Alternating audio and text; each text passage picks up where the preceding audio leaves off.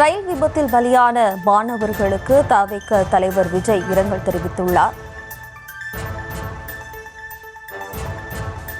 ரயில் விபத்தில் பலியான 3 மாணவர்களுக்கு தவிக தலைவர் விஜய் இரங்கல் தெரிவித்துள்ளார். 3 பேர் பரிதாபமாக உயிரிழந்த செய்தி அதிர்ச்சியும் மிகுந்த மனவேதனையும் அளிக்கிறது என தவிக தலைவர் விஜய் இரங்கல் பதிவினை பதிவிட்டுள்ளார். கூடுதல் விவரங்களோடு இணைகிறார் நமது செய்தியாளர் ஜெர்ரி. வணக்கம் ஜெர்ரி. வணக்கம். கடலூர் மாவட்டம் செம்மங்குப்பம் அருகே ரயில்வே கேட்டை கடக்க முயன்ற பள்ளி வேன் மீது ரயில் மோதி ஏற்பட்ட விபத்து குறித்து தமிழக வெற்றி கழக தலைவர் விஜய் ஒரு அறிக்கையினை வெளியிட்டிருக்கிறார்.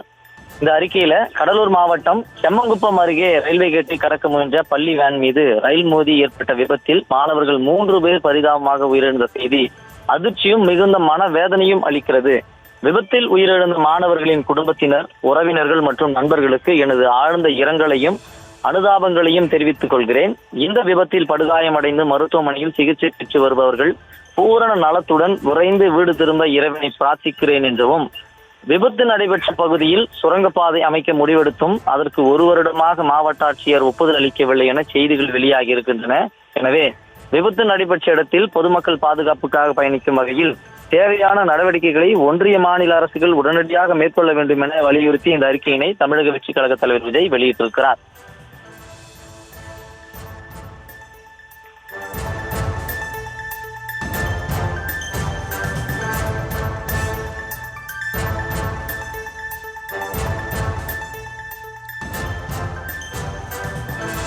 ஜெர்ரி, தற்போது விஜய் தனதுடைய இரங்கலை பதிவிட்டுள்ள நிலையில் ஏதேனும் நிவாரணம் வழங்குவதற்கான வாய்ப்பு இருக்கிறதா?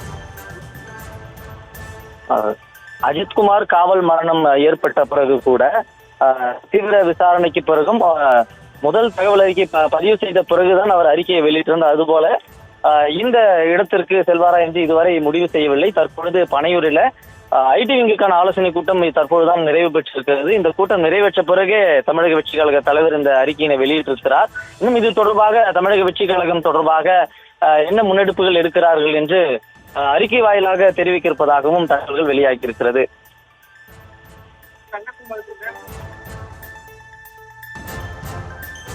விவரங்களுக்கு நன்றி ஜெர்ரி.